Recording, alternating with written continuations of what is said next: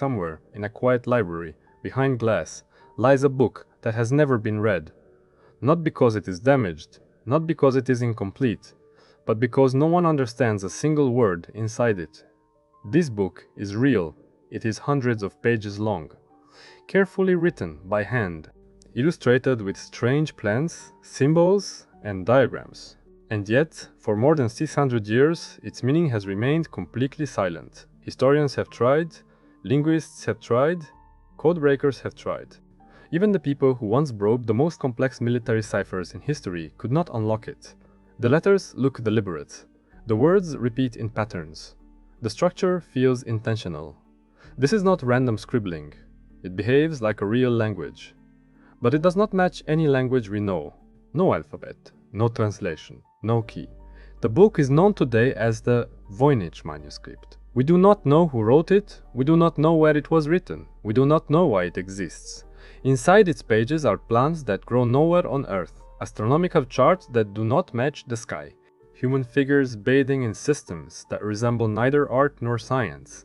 Some believe it hides lost medical knowledge, others think it is a coded scientific text, some say it was written in a language that no longer exists, and some believe it was all a carefully crafted deception, a hoax meant to fool kings and scholars.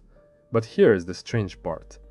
Everything about this book suggests effort, time, skill, purpose. Someone spent years creating something they never explained. Tonight, we will explore how this book appeared, what it contains, and why, after centuries of study, it still refuses to tell its story. And by the end, you may find that the mystery itself is the message. Act 2. The world it came from. To understand this book, we first need to understand its world. The world it came from was very different from ours. The manuscript was created sometime in the early 15th century, around the late Middle Ages. This was a time without electricity, without printing presses, without mass education. Books were rare, expensive, and powerful. Most people could not read at all. Those who could belonged to a very small group. Monks, scholars, physicians, clerics. Writing a book by hand was not a casual act. It required months, sometimes years. Parchment had to be prepared from animal skin. Ink had to be mixed carefully. Mistakes were difficult to correct. Every word mattered. This alone tells us something important. Whoever created the Voynich manuscript was educated, patient, and highly motivated. But what kind of knowledge mattered in this period? Medieval Europe was deeply shaped by belief. Religion explained the universe. God explained nature. At the same time, people were deeply curious about the physical world. Medicine relied on herbs. Astronomy guided farming and prayer. Astrology influenced medicine, politics, and daily decisions. The stars were not just lights in the sky. They were signs, messages, patterns to be read. Plants were not just plants. They were remedies, poisons, symbols. Many books from this period combine science, medicine, and belief into a single system. A medical text might include astrology. A religious manuscript might include diagrams of the cosmos. Knowledge was not separated. It was woven together. There was also another reason knowledge was often hidden. Power. Certain information gave authority, healing knowledge, rare formulas, private teachings. Some texts were written in code to protect secrets. Others were written in specialized language only insiders could understand. And then there is fear. Fear of heresy. Fear of persecution. Fear of being misunderstood. If your ideas challenged accepted belief, writing them openly could be dangerous. Encoding information was sometimes a form of protection. Now imagine living in this world. You are educated, but isolated. You possess knowledge you believe is valuable, perhaps even revolutionary. But sharing it openly is risky, so you write, carefully, quietly, in a way only a chosen reader might understand, or perhaps only you. This context matters, because the manuscript does not look rushed, it does not look experimental, it looks confident. The symbols repeat consistently, the layout is structured, the illustrations follow patterns. This suggests planning, not improvisation. It suggests the author knew exactly what they were doing. And yet, no other book like it exists. No reference, no copy, no explanation. It appears in history fully formed, as if it emerged from a private world that vanished with its creator. Understanding this era does not solve the mystery, but it tells us something crucial. A book like this was possible. A mind like this could exist. And in a time where knowledge was fragile, dangerous, and precious, silence might have been intentional. In the next act, We will see how this silent book reappeared centuries later, and how modern scholars first realized they were facing something truly unique. Act 3. The Discovery. For centuries, the book remained hidden. It did not shape empires, it did not change medicine, it did not inspire schools of thought. It simply existed, quietly, out of sight. No medieval record describes its creation, no author ever claimed it, no student ever referenced it. Then, suddenly, it reappears. Not in the Middle Ages, but in the modern world. In the year 1912, a rare book dealer named Wilfrid Voynich was visiting a secluded Jesuit college in Italy. The college was selling a small number of manuscripts, quietly, privately. Among them was a strange, unassuming book. At first glance, it looked medieval, old parchment, careful illustrations, handwritten text, but the writing made no sense. Voynich recognized immediately that this was not Latin, not Greek, not Hebrew, it was something else. He purchased the manuscript and brought it to the attention of scholars. This was the moment the modern mystery began. The book would later take his name, the Voynich Manuscript. At first, optimism was high. Early experts believed the text would be decoded quickly. After all, it looked structured, organized, consistent. This was not chaos. The symbols repeated. Certain words appeared more often than others. Some words always appeared at the beginning of lines. This is exactly how real languages behave. And yet, no one could read it. Voynich sent copies to historians, linguists, cryptographers. Some believed it was written in a forgotten dialect. Others thought it was an encrypted version of a known language. Then came the 20th century's greatest codebreakers. People who had cracked military ciphers. People who had broken enemy communications during world wars. They studied the manuscript line by line, and they failed. Not because the text was messy, but because it was too consistent, too stable. Normal ciphers reveal patterns when attacked. This one resisted every method. Even more puzzling, statistical analysis showed something extraordinary. The text behaves like language, but not like any known one. It has structure, grammar-like repetition, rules, but no translation. This discovery changed everything. If the manuscript were nonsense, it should collapse under analysis. If it were a hoax, it would show cracks. Instead, it remained perfectly balanced, as if written by someone who understood language deeply, someone who planned every symbol. Carbon dating later confirmed that the parchment itself dates back to the early 400s. This means the manuscript was not a modern forgery. It truly belonged to the medieval world. But that only deepened the mystery, because if it was real, then where did the knowledge come from? Why was it written this way, and why did it vanish without leaving a trace? By the time scholars realized how unusual this book truly was, it was already too late. The author was gone, the context was gone, the key was gone. All that remained was a silent text waiting to be understood. In the next act, we will look inside the manuscript itself, at its symbols, its drawings, its strange and unsettling logic. Because the true mystery is not how the book was found, it is what the book is trying to say. Act 4. Inside the manuscript. To understand the mystery, we must finally open the book, not as codebreakers, not as skeptics, but as observers. Because before we can ask what it means, we must first ask what is actually there. At first glance, the pages feel familiar. Ink on parchment. Careful handwriting. Illustrations placed with intention. But the closer you look, the stranger it becomes. The text is written in a script found nowhere else. Each symbol is smooth, rounded, confident, no hesitation, no corrections. This tells us something important. The writer was fluent in this system. They were not inventing symbols as they went. They were writing naturally. Words repeat. Some are short, some are long. Certain words appear again and again, often in similar positions, at the beginnings of paragraphs, near illustrations, at the ends of lines. This is how real languages behave. Random symbols do not do this. The text flows left to right, line after line, page after page. But despite its order, not a single word has been translated with certainty. Then there are the images. Nearly every section of the manuscript booklet has illustrations. The most famous are the plants, tall stems, broad leaves, twisted roots. At first, they look like herbal drawings, the kind medieval doctors used to identify medicinal plants. But no plant matches perfectly. Some resemble known species, others look like impossible hybrids, leaves from one plant, roots from another, flowers that do not exist. This raises a question. Are these real plants drawn inaccurately? Or symbolic plants representing something else? Or plants from a tradition we no longer recognize? The next section shifts suddenly. The pages fill with circles, stars, zodiac symbols. We see familiar signs. Aries, Taurus, Leo, but they are arranged in unfamiliar ways. Figures appear inside these diagrams, often female, often unclothed. Some are standing, some are submerged in strange green or blue liquid. Pipes connect pools, channels run between forms. It almost looks mechanical, but also biological. Water systems, blood vessels, something symbolic? No explanation is given. There are no labels, no captions, only the same unreadable text flowing calmly around the images. Another section appears more abstract. Dense paragraphs, fewer illustrations. These could be instructions, recipes, descriptions, or something else entirely. What is striking is how consistent everything feels. The same ink, the same hand, the same style. This suggests a single author or a very tightly controlled tradition. It does not look like a collaborative work. It does not look like a copy. It looks original, carefully planned from beginning to end. And yet, there is no introduction, no explanation, no title page. The book assumes the reader already understands, that they already know the system, the symbols, the logic, which brings us to a disturbing possibility. What if the book was never meant for us? What if it was written for a single person, or a very small group?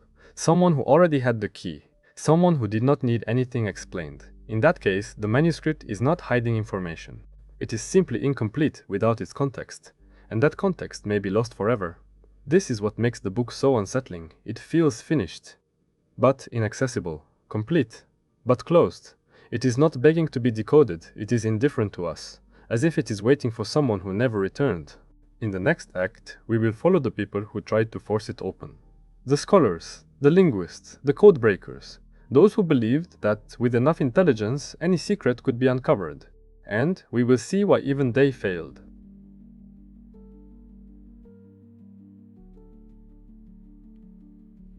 Act 5. The Failed Decoders. Once the manuscript was revealed, a new kind of attention followed, not curiosity, determination, because to many scholars this was no longer just a strange book, it was a challenge. If this text was written by a human mind, then a human mind should be able to understand it. Early attempts were hopeful. Linguists searched for familiar roots, Latin, German, Romance languages. Nothing fit. The symbols refused to align with any known alphabet, so attention shifted. Perhaps the text was encrypted. Perhaps it was a cipher. History offered many examples. Kings had hidden messages. Generals had encoded orders. Scholars had protected forbidden ideas. Surely this was the same. Then came the 20th century, a time when code breaking had become a science. During the World Wars, entire teams were built to crack enemy communications. Machines were invented to uncover hidden patterns. And some of the people who had broken the most complex ciphers ever created turned their attention to the manuscript. They approached it methodically. They counted symbols. They measured repetition. They mapped word positions. What they found was deeply unsettling. The manuscript did not behave like a simple cipher. In most encrypted texts, patterns eventually leak through. Common letters appear too often. Certain structures collapse under pressure. This text did not collapse. Its patterns were stable, balanced, almost elegant. Statistical analysis revealed that the distribution of symbols matched natural language, but it did not match any language on Earth. Even more troubling, attempts to force translations produced nothing usable. No partial meanings, no fragments, only noise. Some experts suggested the manuscript used a complex multi-layer cipher. Others believed it might be phonetic or syllabic. Every theory required assumptions, and every assumption failed. As computers improved, hope returned. Surely machines could see what humans could not. Algorithms were written, databases were compared, languages were tested. The result was the same: structure without meaning, order without interpretation. Some researchers proposed that the manuscript was written in an artificial language, a system invented entirely by its creator. But this raised another problem. Artificial languages usually have flaws, inconsistencies, simplifications. This one did not. It was too natural. Others suggested that the book was meaningless by design, a hoax. But creating a hoax like this would require extraordinary discipline, hundreds of pages, consistent grammar-like rules, perfect repetition patterns. No medieval prank had ever shown this level of sophistication. And then there is time. Carbon dating confirmed the parchment was genuinely medieval. This was not a modern joke. This was real effort, real materials, real intention. At some point, the tone changed. Scholars stopped asking, "How do we decode it?" and began asking, "Should it be decoded at all?" What if the manuscript was not hiding meaning in the way we expect? What if it was never meant to be translated word by word? What if meaning existed only in context we no longer possess? A shared culture, a lost school of thought, an extinct tradition. In that case, no amount of intelligence would be enough. The problem would not be the code, it would be the absence of the world that created it. This realization marked a turning point. The manuscript was no longer seen as a puzzle waiting to be solved, but as a relic.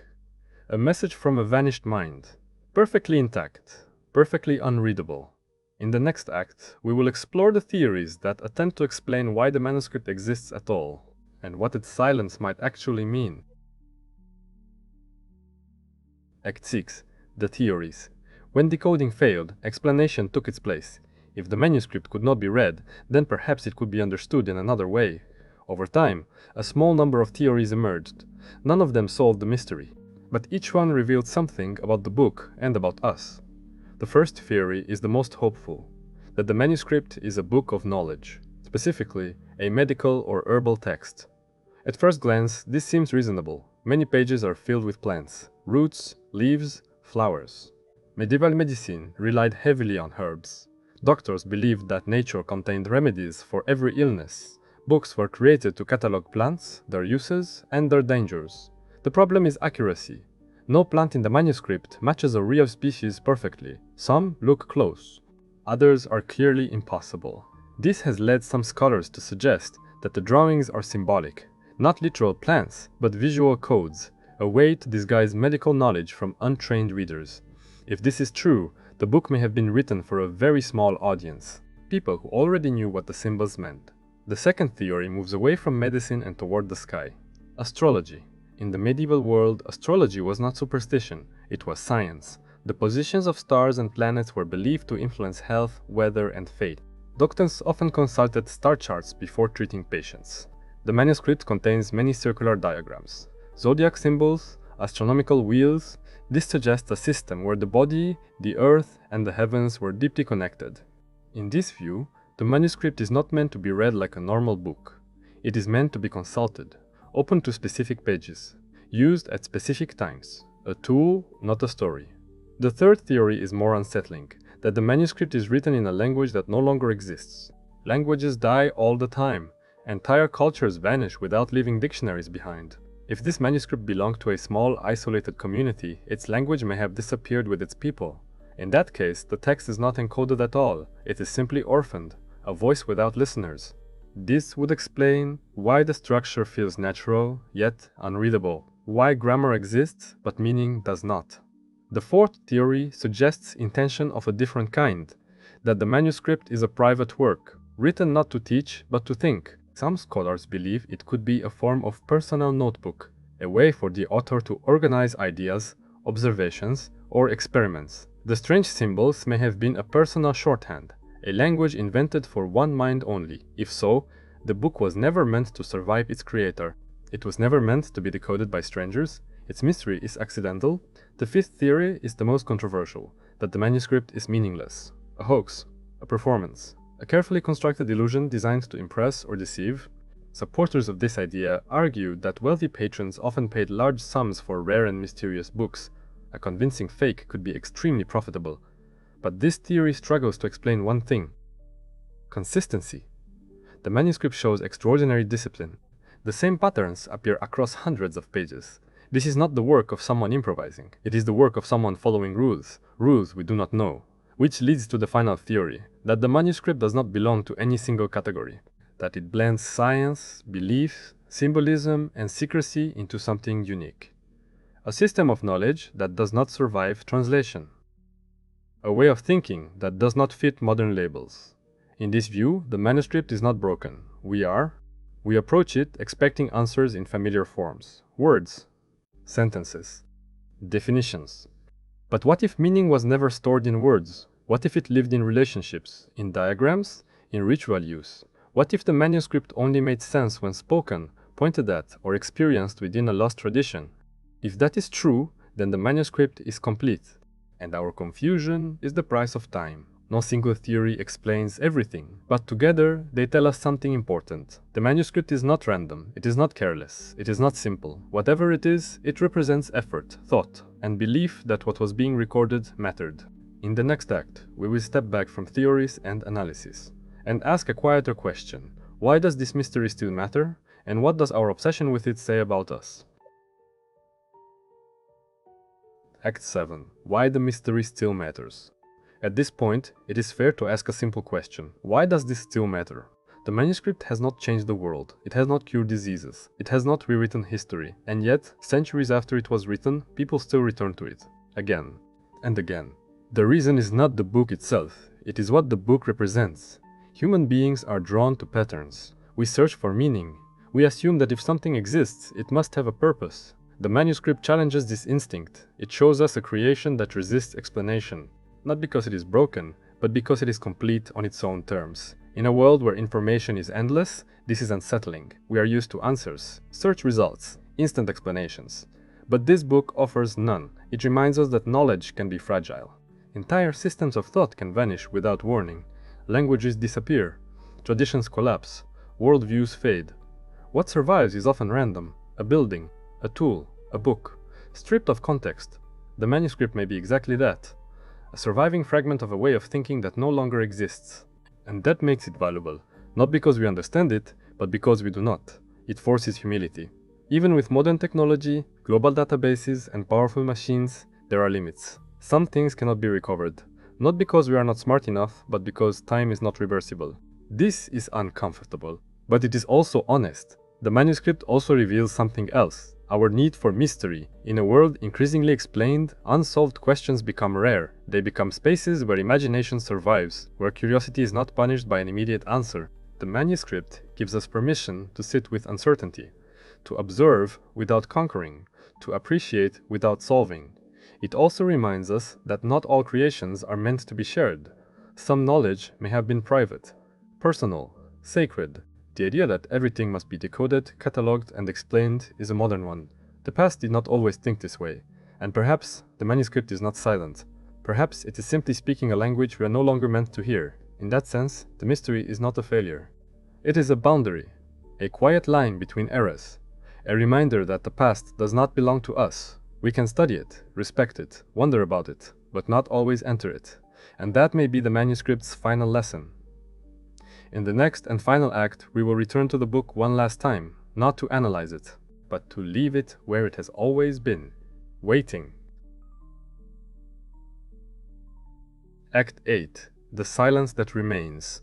In the end, we return to where we began, a book, quiet, untranslated. After all the theories, all the analysis, all the failed attempts to understand it, the manuscript remains unchanged. Its pages do not react to attention, they do not reward effort. They do not reveal themselves to those who demand answers. They simply exist. This is rare. Most objects from the past are explained into submission. They are categorized, interpreted, placed into neat timelines. This one resists that fate, and perhaps that is why it has survived. The manuscript does not shout, it does not persuade, it does not claim importance. It waits. It has waited through empires, through wars, through revolutions in science and language, and it will likely continue to wait long after we are gone. There is a quiet lesson here. Not every mystery is a problem to solve. Not every question demands an answer. Some things are valuable because they remind us of the limits of certainty. The past is not a puzzle box built for our satisfaction.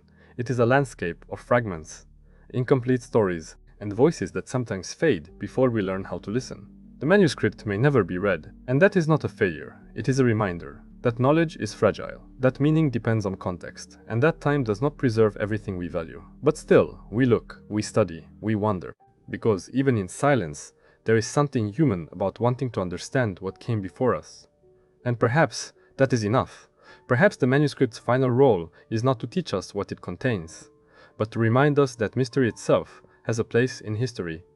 Thank you for spending this time in the quiet. If you enjoyed this journey, you are welcome to stay. There are many more stories that have not finished speaking.